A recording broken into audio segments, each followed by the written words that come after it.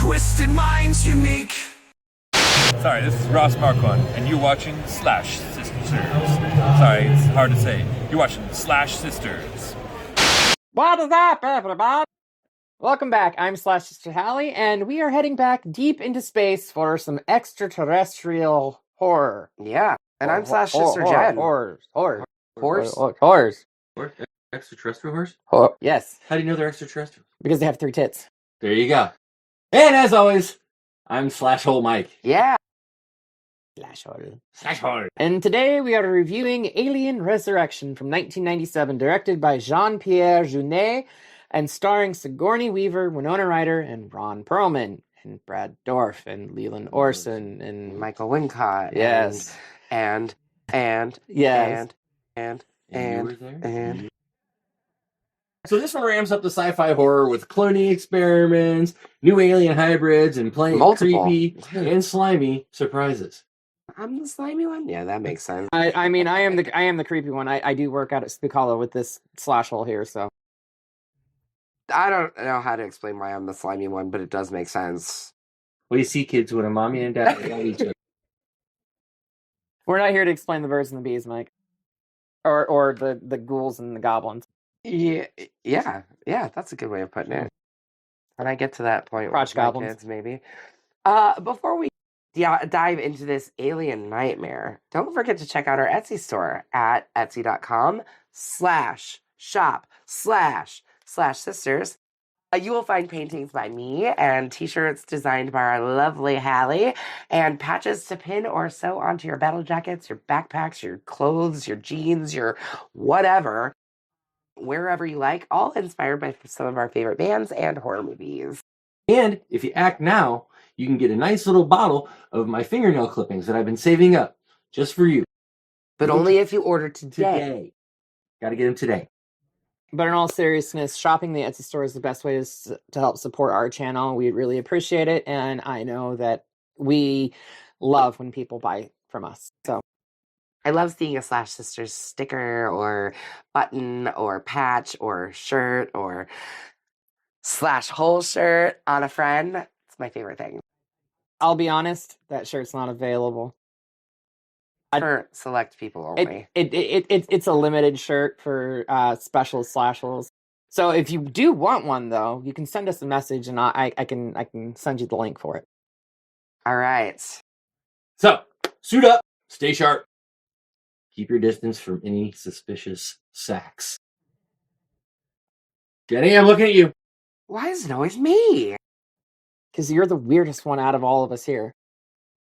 That's saying a lot. Yeah, that is. Hey, I'd say that makes me pretty awesome. If I'm weirder than the two of you, winning. Hello, my ragtime gal. Okay. All right, enough of that, Mike. Okay. Let's unslash into Alien Resurrection, you guys. Set 200 years after Ellen Ripley's death, military scientists aboard a space vessel USM Ariga? Ariga? Arugula? Yeah, that sounds right. Arugula? I love arugula. Rhubarb? Never rob another man's rhubarb. This town needs another one. These two. If you don't know us in person, we speak in movie quotes and song lyrics till the day we die.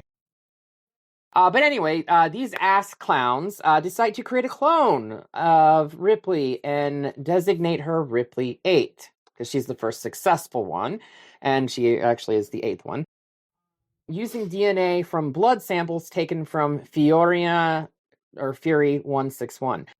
So, my question is, because they very clearly established that the company, Weyland-Yutani, got bought out by Walmart. Yeah.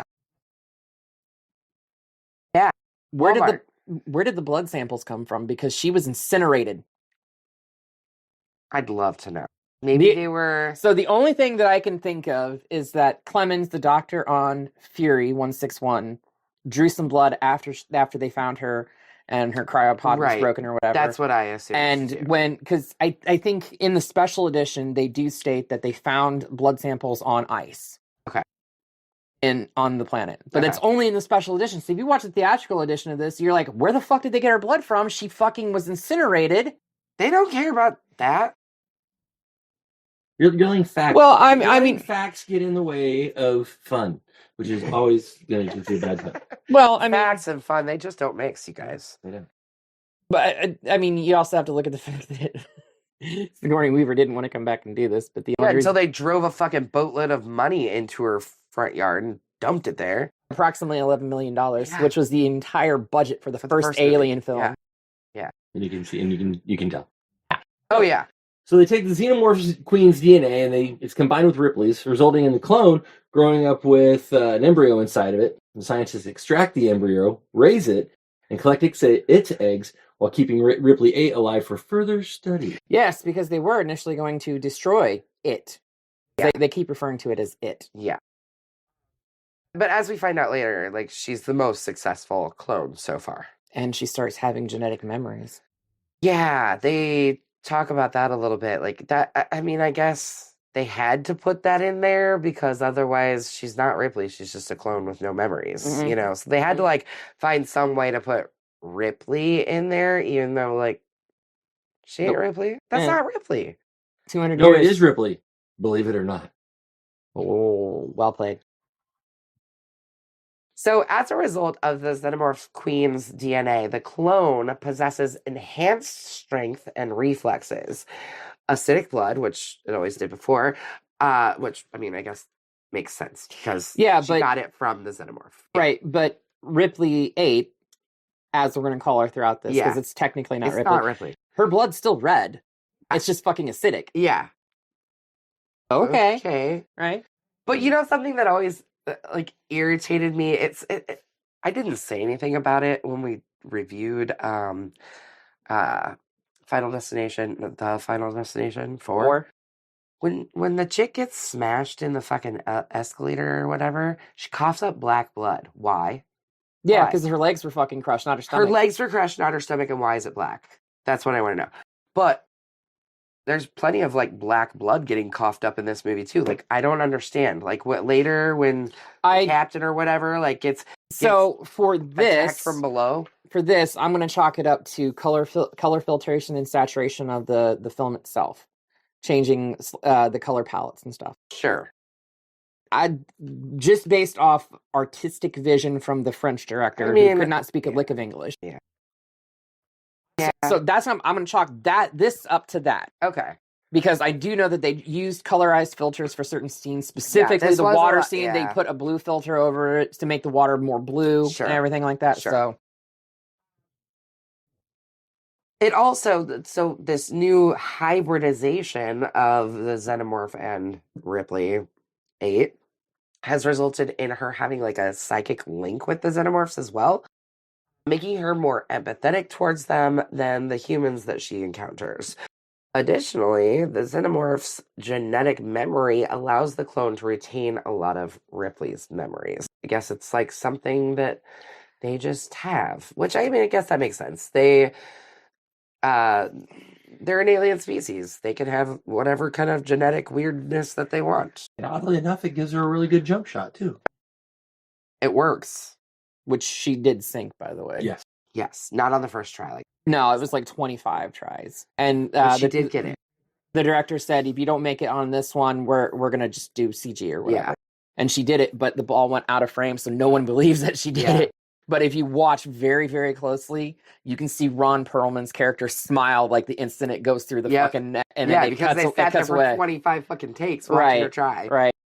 Yeah. A group of mercenaries, Elgin, Joner, Christie, Vress, Hillard, and Annalie Call, arrives at the Ariga on their ship, the Betty. Fucking names, I'm telling you. Delivering several abducted humans in stasis. The military scientists use the humans as hosts for the aliens, raising several adult xenomorphs for study. Because this is going to never end poorly, right? No, of course not. I mean, you got Brad Dourif overseeing the entire operation, right? So it's not going to end poorly, right? I mean, yeah, he's always played the best people. Right, right. I mean, we'll say morally ambiguous. I mean, By- on one hand, you got Chucky. Speaking of Chucky, You also have Sheriff Brackett, True.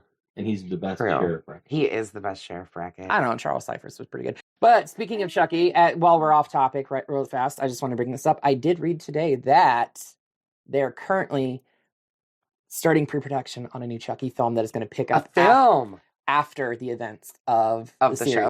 Okay. I can get behind that. Yeah. So once Betty Crew, they encounter Ripley, and Yeah. and Call recognizes her name and attempts to kill her, suspecting that Ripley may be used to create more xenomorphs. But the creatures have already Yep. They laid down her short lady. Yep. Yeah. The mature xenomorphs have escaped confinement. Escape. Yeah, sorry, I don't ever say it right for Hallie. No. They escape confinement. Xenomorphs have escaped containment. What she said. Sentai. By killing one of their own. So this scene's actually kind of cool. Yeah, Like, no. They use their eye. Well, I mean, I don't know. To me, it was like they were kind of like not talking like, hey, kill your brother real quick so that his body melts through and you guys we can all get out, right? But I do love, so while we're talking about that, Brad Dourif's character is using cryo or nitrogen, liquid nitrogen or whatever, to try to teach the xenomorphs. However, they learned the wrong fucking lesson from it, because when they get out, they freeze one of the military dudes, and he shatters. Yeah, while still alive. Yeah. Where have we seen that before? Terrifier 3. Ace and X. Righteous. Fuck Terrifier. Yeah. Well, no, but I mean, I'm not literally. I'm not attracted to art in that way. I mean, come on. Actually, there is a horn over there on the set, right? Yeah. here it is. Yep. Oh, sorry for everybody listening to the left channel. Oh, sorry about that. Sorry about your ear. Just that one ear, though. I'm not sorry about the other one. The mature xenomorphs escape confinement and kill one of their own. So, basically, they just kind of decide, one of you guys has to die so that you can, use your blood to melt through. So, yeah, they kill one of their own people. I also think it's funny that they reuse the same trick in Alien vs. Predator. Yeah. The first one. Yeah. So, yeah, the blood, burns through the enclosures and all the way through the entire fucking place. They capture Dr. Gittiman, which is Brad Dourif's character, damage the Auriga and kill most of the crew or at least the ones that are left that aren't able to evacuate. Those evacuation pods are pretty cool, though. They were, until the xenomorph went in there and fucked them all up. Yeah, but okay, so this scene where Perez is following everybody out, and then he sees the last one off, and he explodes one of the fucking xenomorphs, and then he proceeds to immediately get hit in the back of the head. This movie's cheesy as fuck, you guys. I need to just say that right now.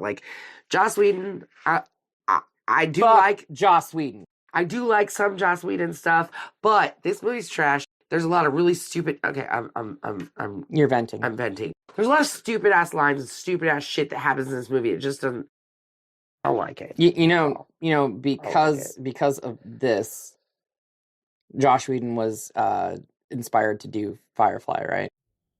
I know. Which is the only good thing that he's given us besides maybe Buffy. Maybe.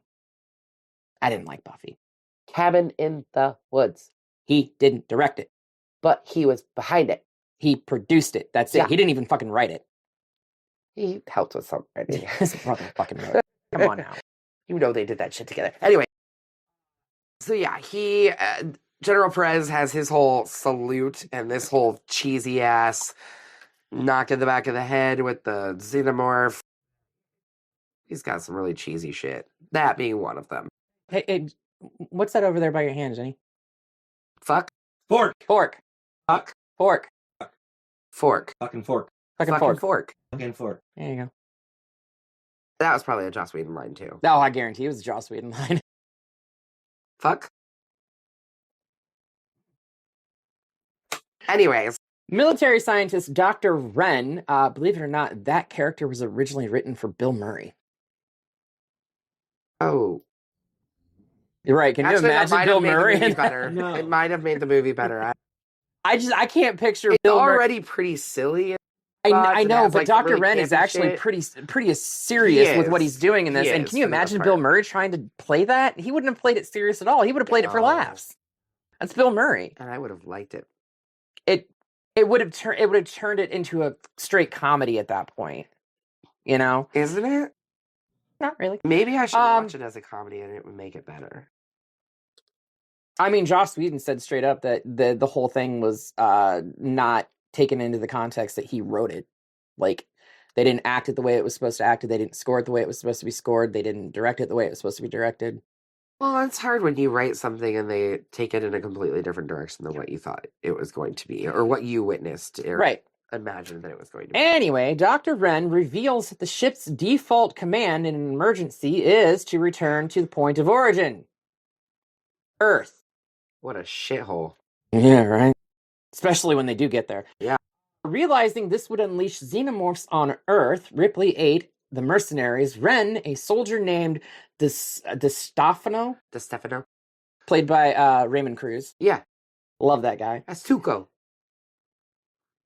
For Breaking Bad. And surviving xenomorph host Purvis, played by Leland Orso or whatever. Yeah, that's his name. That's his name. Whatever. Decide to head for the Betty and use it to destroy the Ariga.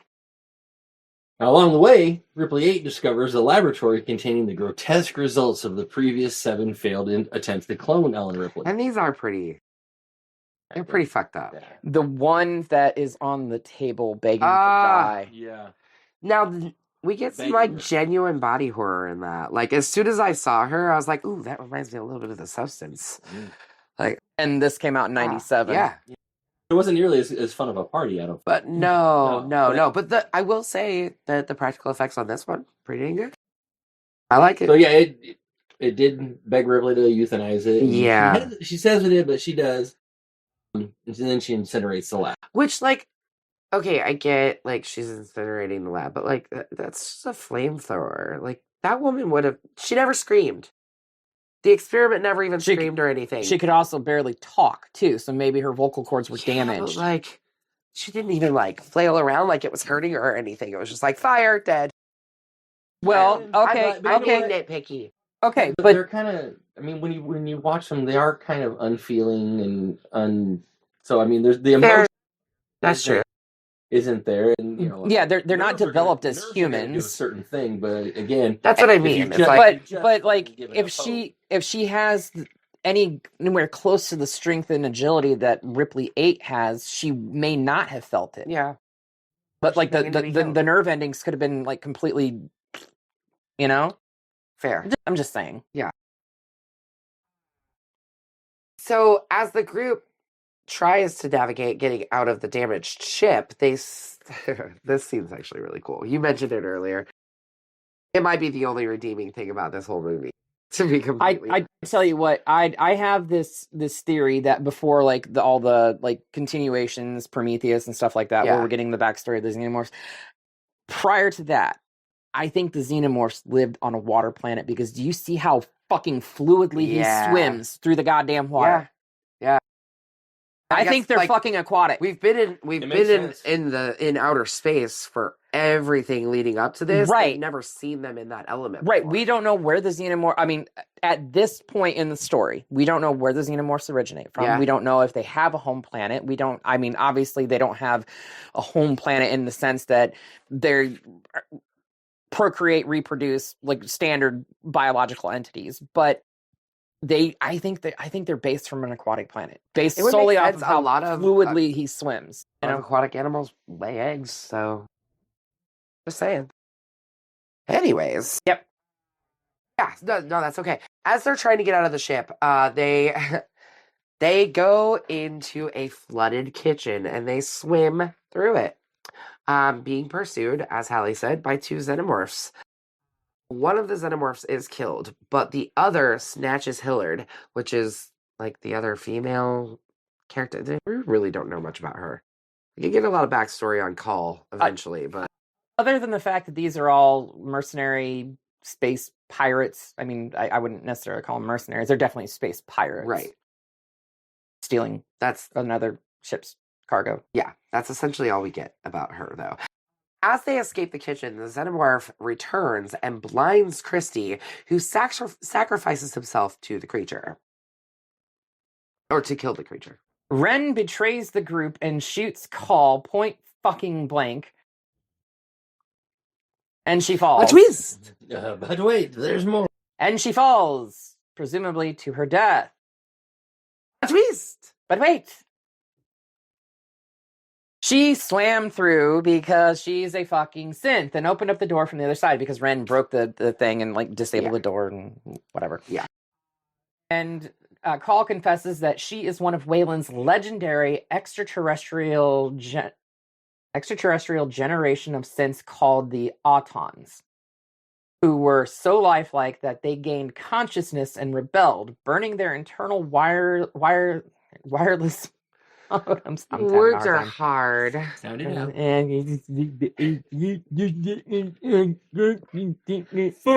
Fuck. Burning their internal wireless modems and trying to pass themselves off as humans. I'll be honest, up until this point, well, after she was like drinking the homebrew that Ron Perlman's character gave her, and then she like stepped out and she was like, I was like, she's a synth. She's a synth. Yeah, Sam would have never caught that. And then obviously it's revealed. And it's interesting too, because in these 4 films, the synths' names start off as Ash, A, Bishop, B, Call, C. And then in Prometheus, we get David.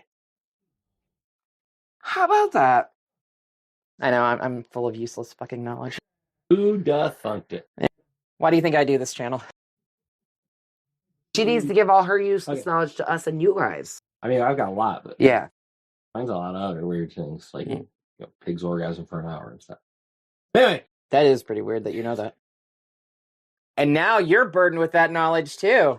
so knowing what androids can do, Ripley takes Call to a small chapel and makes her connect herself to the station's computer. Using her ability... Father, not mother. Because it's not the company anymore. Yeah. The company was bought out by Walmart. That's right. Forgot. So Fucking using her Walmart. ability to interface with the arugula's system, yes, I'm calling it the arugula. Yeah, it's fine. It's funnier that It way. makes more sense that way. Call sets the ship on a collision course with Earth, hoping to destroy the xenomorphs in the crash. That's risky. That's high risk, low reward situation. But I mean, again, you got to remember, this isn't the Earth we know. Right, Yeah, that's right. true. This is It's a shithole. This is a post-Trump Earth. So yeah. Anyway, Yeah, it's a shithole. I mean, Uh, current Trump Earth is a show. Yeah. So at this point, Call cuts off Ren's escape route and directs the xenomorphs towards him. Ripley 8 is captured by a xenomorph while the others head for the Betty. Yeah. Ren, already aboard, shoots Purvis, takes Call hostage, and demands that she abort the collision. I'll be honest, this scene right here is probably one of the funniest deaths I've seen in the Alien franchise. An injured Purvis, which by the way, he starts to have the chest burster come out of him, and they do this shot where the camera goes down his throat. They actually put a camera down his throat and Really? pulled it out in reverse, and then... But he attacks and grapples Ren, causing the xenomorph embryos to emerge and kill them both. The survivors shoot and kill the juvenile xenomorph, and he doesn't just he grabs Ren's head and sticks it to his chest. Yeah. Yep. Hello, my baby. Hello.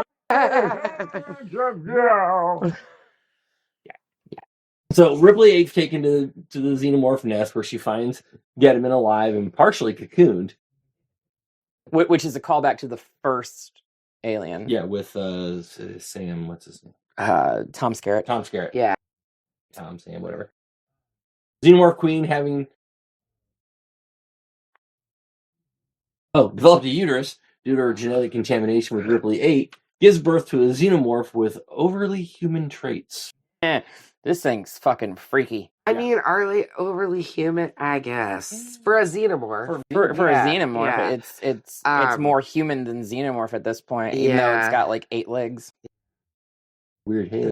What is it with Gross. Hollywood and creating spider-like creatures? Seriously. Oh, I think it's because inherently, a lot of people are afraid of spiders, and that it's just something that's Like so able to bring so in your out own there. natural instincts.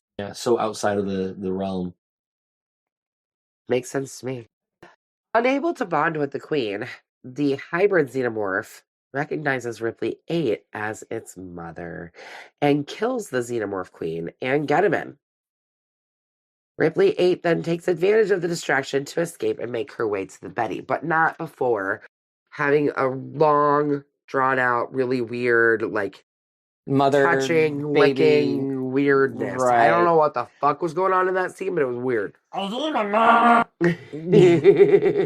That fucking xenomorph hybrid baby tongue thing was like it puts Gene Simmons to shame. Yeah, seriously. The newborn hybrid reaches the ship and attacks Call, killing DiStefano when he tries to help her. Ripley 8 saves Call by distracting the hybrid using her acidic blood. Ripley 8 melts a hole in the window and pushes the hybrid towards it. And we get one of the most bizarre suck through a hole scenes, I think, in all of space. It's real drawn out. Takes a long time. Mhm. I feel like it probably wouldn't actually take that long to suck someone into deep space, but I guess he got stuck in the I've watched a window. lot of movies with people getting sucked through a hole. I was not. I don't want to know, Wait a Mike. minute. I don't want to know. Never mind. You're welcome. Pork. fuck. Glory hole. So Ripley 8 tearfully watches as the decompression violently eviscerates the creature through the hole and blows its pulverized remains out into space. Once again, I've seen movies like this. Fuck. The countdown on the arugula. I think that's really it's the arugula from now on. The countdown on the the arugula from now on when there's one fucking paragraph this of is, the oh, this is script it. left. Yeah, this is it, isn't it? I wasn't paying attention. I knew it was the end of the movie. Damn. Fucking come on. The countdown of the arugula continues as Ripley 8, Call, Joner, and Vrees escape in the Betty. And I just want to take a quick little second to talk about Vrees because the director of this movie, French guy, also directed a movie called Amelie, which I absolutely adore. And he's a huge character in that movie as well. He's been in a bunch of this director's movies. And he's just really funny and cute, and I like him. So there's a scene earlier where a door opens and he's sitting there and he's like, "What? Who are you expecting? Santa Claus?" He was originally supposed to say Easter Bunny and he kept saying Eastern Bunny. Eastern Bunny. So they had to change it to Santa Claus. Yeah, that's cute. He's adorable. He's also like very small. Like he's a small person. Which He's made it perfect for the other character to carry him because he's in a wheelchair throughout Right. the entire Right. of this film. But that was one thing that really depressed me. There's no point in there where he was just rolling through going, I have no legs. I have no legs. I have no legs. Well, he did have legs. I couldn't think feel it. I think the point of it was to demonstrate the fact that he had no feeling because you had Joner drop the knife on his leg earlier. You had the acid blood drip on his leg, and he couldn't fucking feel it Which, until it hit his speaking of ear. which, earlier when the acid blood was happening, and he when they came onto the ship originally, like they checked them all for weapons. They weren't allowed to bring weapons onto the vessel, whatever. But he had a weapon like built into his suit. and when they scanned the chair, he's like, "You want to just land on my chair?" Check the chair too. Yeah, And they were like, just waved him on. Yeah. Wink, wink, nudge, Yeah. nudge. Right. Yeah. Mhm. So yeah, he definitely like had a weapon. Anyways, the arugula collides into Earth, causing a large explosion. And as they look down at Earth, Call asks Ripley 8 what to do next. And Ripley 8 says, I don't know. I'm a stranger here myself. Actually, in the extended cut, they actually make it to Earth, and there is a scene where they are in France, Of course. And the Eiffel Tower is completely destroyed. Cool. And the lines are still the same, and Ripley says, I don't know, I'm a stranger here myself. Yeah. This movie sucks. Yeah.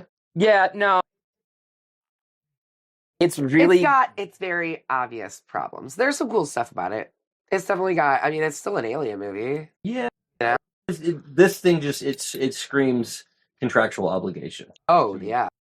Big time. Because when you look at it, I mean, there's just... The cast is amazing. Yeah. They've... Looking at some of the, the body of work from the cast on this thing is just... But you look at Sigourney Weaver, who is a phenomenal actress, and she didn't do much in this movie. And she probably, because she was like, I already got the money. What do I need to do? Well, the idea was to kind of play it that she wasn't supposed to be Ripley. Yeah, and I get Ripley. that. I get that. But like, I think that was probably harder for her to do than anything else. Probably, because she's already played her 3 times. You can jump right back into that character pretty easily. Then you got to jump back into the character and not be the character. That's hard. Yeah, I don't know. This Bloody Machete down for me. It's definitely my least favorite of the first 4. Even worse than the third, I think. I don't know. The 3 and 4 are so bad. They're both so bad, you guys. They're just bad. I don't even remember. Did I give 3 a Bloody Machete down? I better give this a Bloody Machete up. It's still an Alien movie. I don't know, you guys. It's still an Alien movie, and I'm like, I love it because it's still an Alien movie. I'm lost. I don't know what to do. I love the cast of Yeah. this. The cast is like the only redeeming quality of this film. Like we said, you've got Ron Perlman, Sigourney Weaver, Winona Ryder, Brad Dourif, Michael Wincott. Michael Brandon Wincott Cruz. could tell me to do anything, and I would be like, yes, Mr. Gravelly Voice Man. Anything you tell me to do, sir. I mean, Hellboy can tell me to do virtually anything, That and too. I would jump too. I'd be like, yes, Mr. Gravelly Voice Man. Anything you tell me to do, sir. Yeah. Or Clay, because he commanded the presence in Sun. Yes, Mr. Gravelly Voice Man. Anything you tell me to do, sir. It would have been so much better if he would have looked at the xenomorph at one point and just been like, you did put a smile on my face. It's the act of God. All of my need to know. Yeah, so it's like I didn't even see the last time I watched this the other day, I didn't even see it, and I totally just heard the voice and immediately. The second that I heard In it, my head, I all I heard completely was, forgot Michael. Fuck, I'm dead. Yes. Like, literally, I completely forgot that he was in this movie. Started it, actually, confession, I started it this morning, now 2 hours before we record, 3 hours. Had to give myself enough time to get ready. But yeah, I wasn't even paying that close to. I was late. I'm always late. Wizard time. Yep, wizard time. But yeah, You'll be fine. Me? I don't do such things. She's more of a... Oh, come on, Mike. I'm not like that. Come on. I wouldn't be friends with her if she did Yeah, that. that's true. That's true. I wouldn't be friends with me either. Shit. What are you gonna do? Off yourself? If I'm doing heroin, probably. myself enough. Anyways. Yeah. All right, I'll give it a Bloody Machete up because it is an Alien movie at the end of the day, and I'm gonna. Okay, Bloody Machete up. I'll give it that. I give it a Bloody Machete up based solely off the cast. Yeah. The cast and the performances that they deliver, I think, is worthy of the Bloody Machete up. Yep. Yeah, I'm there too. Cool. I think I was starting to say about Michael Wincott. I heard his voice from the other room, and I was like, Mm-hmm. "Is that Daddy?" Throw it before anybody says anything about what I said. There you go. What's fuck? Fork. Fucking fuck. Fork and fuck. Fucking fork. Fork and It's a fuck. fucking fork. Filth, flarn, filth. You know what spooning leads to. Fucking forking. Right, and in certain cases, possibly a knifing. You got to get all the cutlery involved. There you go.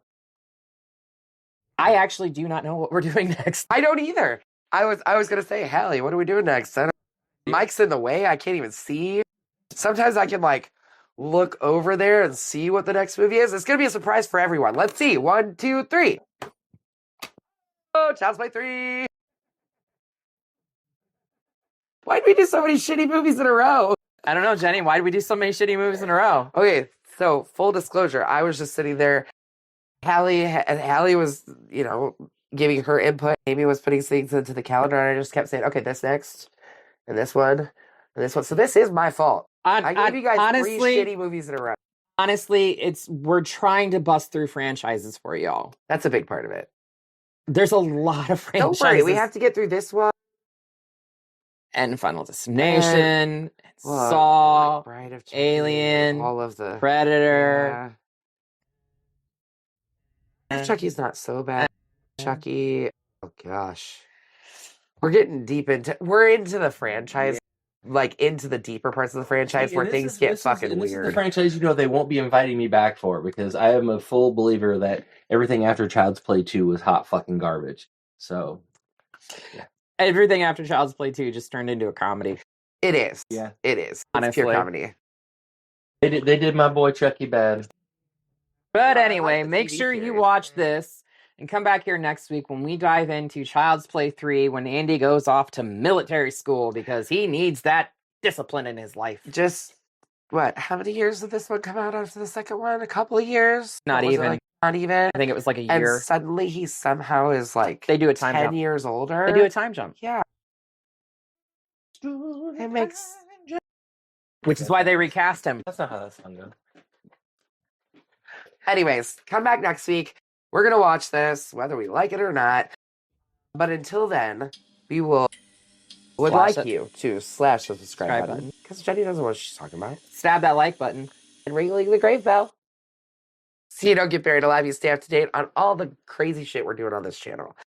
And until next time, we will see you all In the afterlife.